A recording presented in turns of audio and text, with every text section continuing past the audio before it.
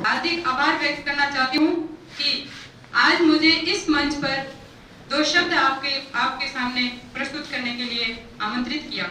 मुझे बहुत खुशी है और बहुत गर्व की बात है कि मैं आज इस मंच पे कुछ आपको मेरे सामने चुनौतियां आई और मेरे सामने क्या क्या समस्याएं आई वो मैं आपके सामने प्रस्तुत करना चाहती हूँ। कोचिंग संस्थान के सभी सदस्यों का भी हार्दिक आभार व्यक्त करना चाहती हूँ और आज इस सेमिनार में आए हुए आप सभी साथियों का हार्दिक स्वागत करती हूँ।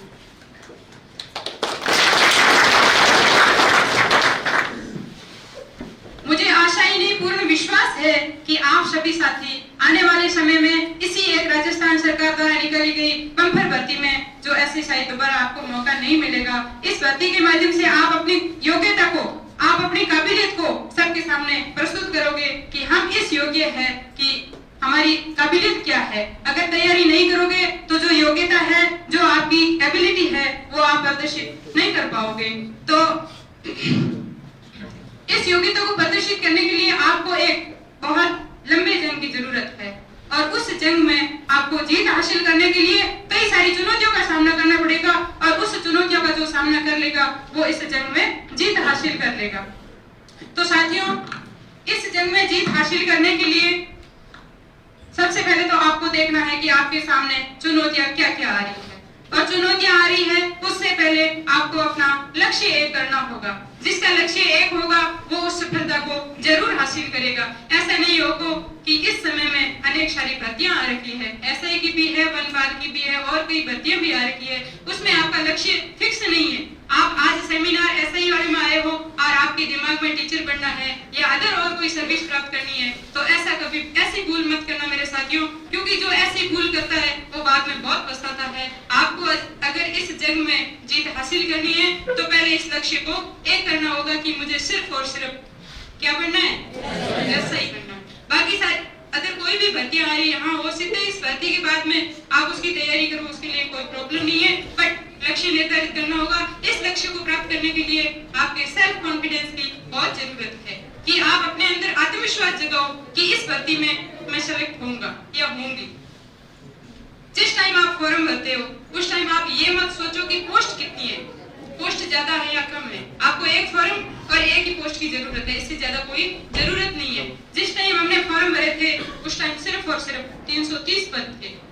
उसके बाद में 511 पद घटाए गए थे, टोटल 511 पद करती थे। पर जिस टाइम फॉर्म भरे थे उस टाइम हमने यही सोचा था कि हमारे लिए एक ही पोस्ट काफी है।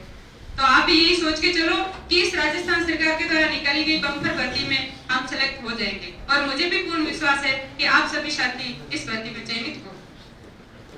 मेरे सामने भी कई चुनौतियां आई थी।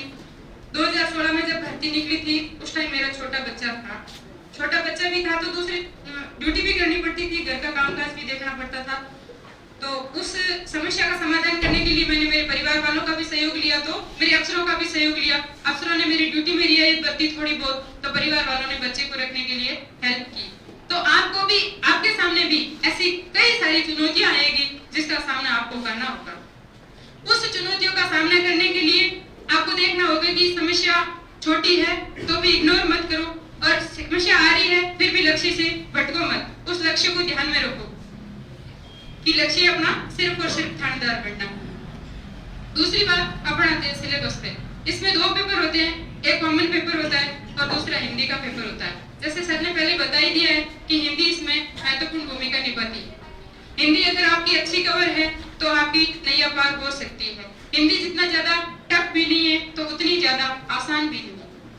हिंदी को रटने की जरूरत नहीं है, हिंदी को समझने की जरूरत है साथियों, कि इसमें अपन रट के याद नहीं कर सकते। एक टॉपिक को कर सकते हैं पर पूरी हिंदी को रट के याद नहीं कर सकते हैं। तो हिंदी को रटने की जरूरत नहीं है, समझने की बहुत जरूरत है। तो मुझे पूर्ण विश्वास है कि सर ने जैसा बताया तो आपकी हिंदी अच्छे से कवर करवा देंगे। और अगर हिंदी में कोई टॉपिक आपकी समझ में नहीं आ रहा है तो उस टॉपिक को इग्नोर कभी मत करना, क्योंकि हिंदी का हर एक टॉपिक बहुत इंपॉर्टेंस रखता है। हर एक टॉपिक से 100% क्वेश्चन आता है। बाकी कॉमन पेपर होता है उसमें उस टॉपिक में से क्वेश्चन आए या ना आए, बट हिंदी के हर टॉपिक से क्वेश्चन आता है। जो टॉपिक आपके समझ में नहीं आ रहा है तो वो सर से वापस पूछो और उसको बार बार रिवीजन करो। दूसरा पेपर है जीके का, कॉमन पेपर है जिसमें हिस्ट्री, साइंस, इकोनॉमिक्स, कंप्यूटर सब आते हैं। तो उसकी भी अच्छी सी तैयारी करो और उसके साथ साथ में आप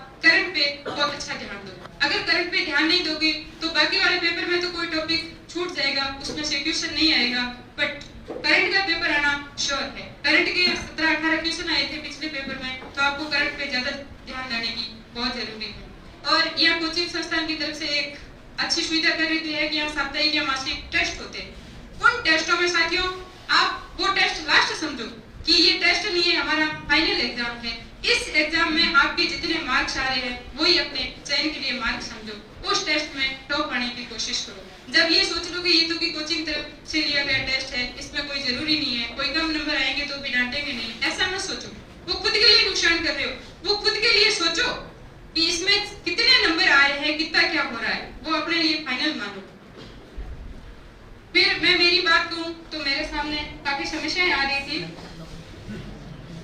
मैं 2011 में कांस्टेबल के पद पे चयनित हुई थी। तो चयन हुई उस टाइम मेरे को ये पता नहीं था कि एसआई की भी डायरेक्ट कोई भर्ती आती है, क्योंकि उस टाइम भी एक भर्ती आई थी एसआई की। मेरे गांव में इतना किसी को कोई नॉलेज नहीं था कि इस भर्ती के बारे में मुझे नॉलेज दे या मुझे कोई मोटिवेट करे। जो मैंने आगे पढ़ाई जारी रखी, तो पढ़ाई जारी रखते मुझे पता चला कि एसआई की भी कोई पोस्ट होती है, किसी ने गाइडेंस किया। जैसे ही भर्ती आई तो मैंने फॉर्म भर दिया था, बट मेरे सामने कई समस्याएं थी, जैसे मैंने आपको पहले बता भी दिया है। तो उस समस्याओं से डरो मत मेरे साथियों। फिर मैंने इस कोचिंग संस्थान में पढ़ाई के लिए एडमिशन ले लिया था। तो यहाँ अच्छे से कोचिंग कराई गुरुजी के द्वारा, जिसकी सफलता का आज परिणाम मुझे मिला भी है। और इस कोचिंग संस्थान के गुरुजी और सभी सदस्यों को भी इस बात की खुशी भी है कि हमारे यहाँ से कोई सब इंस्पेक्टर बना है। तो आने वाले टाइम में मैं भी एक आशा करती हूँ कि आप सभी साथी इस मंच पर आमंत्रित होंगे, और वो किस लिए होंगे कि वो आपकी एक सफलता का परिणाम होंगे। जब आप सफल हो जाओगे तो आपको भी इस मंच पे आने के लिए मौका दिया जाएगा।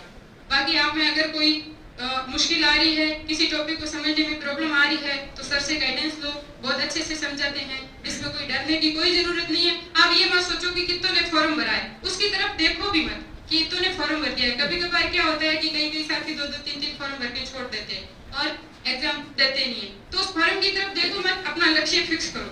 दूसरी बात, इस चीज के लिए कभी मत डरो कि दुनिया क्या कह रही है। दुनिया बड़ी जालिम है मेरे साथियों। कभी आपको हंसाएगी, कभी रुलाएगी, कभी डराएगी, तो कभी आपको सताएगी जरूर। पर जब आप अपनी सफलता की मंजिल को पाओगे, जब आप अपनी सफलता की मंजिल को पाओगे, तो यही दुनिया आपका नाम जपते जपते आपके पीछे आएगी, आपके पीछे आएगी। तो कभी आप सोचते हो, जैसे मेरी बहनें बैठी हैं, इनके लिए मैं मानती हूँ कि काफी सारी प्रॉब्लम आती है। हो सकता है लड़कों के लिए भी आए, बट इनके लिए ज्यादा प्रॉब्लम आती है। कभी माँ बाप पढ़ाते तो कभी ससुराल वाले नहीं पढ़ाते, मना कर देते। मना करने के बाद में या पड़ोसी कह देते हैं कि इनको तो ये काम नहीं करना, इसलिए ये पढ़ेगा, बहाना लेकर बैठ। तो मेरी बहनों, मैं आपसे ज्यादा यही कहना चाहूंगी कि दुनिया की तरफ ध्यान मत दो कि वो क्या कह रही है आपके बारे में। आपको कभी अच्छा कहेगी, कभी बुरा कहेगी। अच्छा गाइड करने वाला बहुत कम मिलता है। हो सकता है मेरे भाइयों के लिए भी ये समस्या आती होगी, कभी घर की जिम्मेदारी होती है, कभी क्या होती है, अपने माता पिता के लिए सब कोई समस्या आती है। बट उस समस्या का समाधान करके अगर कोई कह रहा है आपको, उसकी तरफ बिल्कुल ध्यान मत दो और अपने लक्ष्य पे ध्यान केंद्रित करो। तो मेरा मानना है कि आप एक दिन जरूर सफल हो जाओगे। पतंग होती है, उसको आसमान को छूने के लिए कटना पड़ता है। एक पतंग होती है, उसको आसमान को छूने के लिए खुद को कटना पड़ता है। तो आपको भी वही पतंग बननी है, कट जाओ, पर आसमान को जरूर छूना है। आपको अपना लक्ष्य। बाकी आपके मन में अगर कोई शंका हो, मेरे से क्वेश्चन करना हो, तो आप कर सकते हो।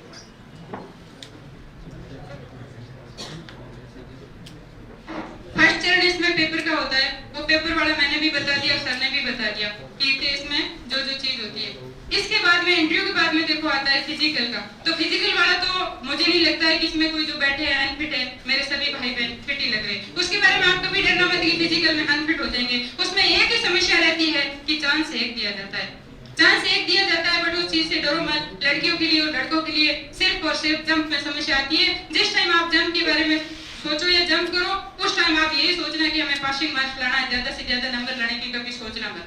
ज्यादा से ज्यादा नंबर लाओगे, अगर अच्छे मार्क्स वाले 15 फीट लड़के कूद गई है, लड़कियां 10 फीट कूद गई और मान लो पीछे फाउल हो गया, तो आपको 0 मिलेगा। ये तो रही कोई फिजिकल की बात। इसके बाद में आपका होगा इंटरव्यू।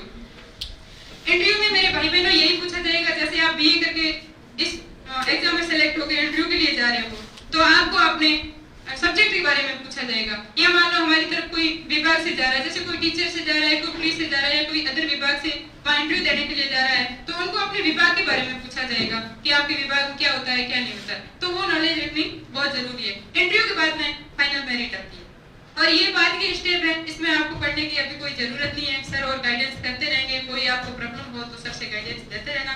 फिलहाल आपका लक्ष्य है सिर्फ और सिर्फ तैयारी एग्जाम। बाकी कोई क्वेश्चन हो तो आप पूछ सकते हो। आपको तो पूछना हो कुछ आप बताओ। मैं अभी सेकंड ईयर में क्या अप्लाई कर सकता हूं? बीए सेकंड अंतिम वर्ष वाला फाइनल, पर आप एग्जाम दे सकते हो, इससे नॉलेज बढ़ेगा। एग्जाम दे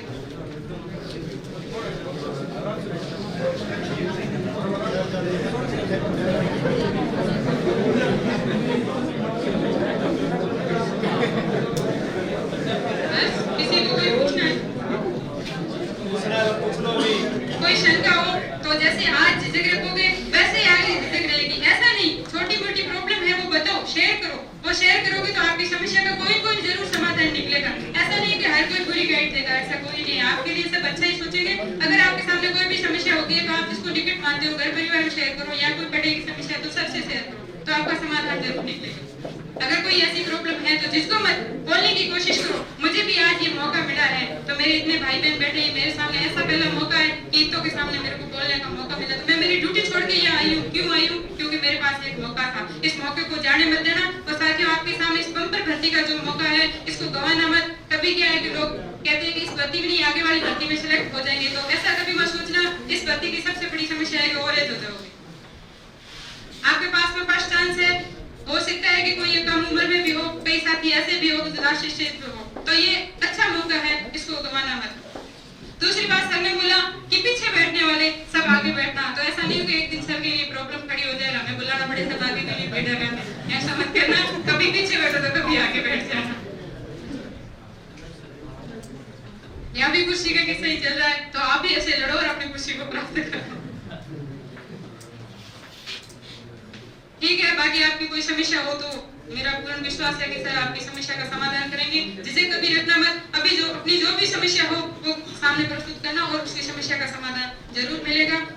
मेरी बेस्ट विशेष आप सबके साथ है कि आने वाले समय में आप हमारे विभाग में हमारे साथी बढ़ो। मैं अपने शब्दों को यही विराम देना चाहती हूँ। जय हिंद, जय भारत।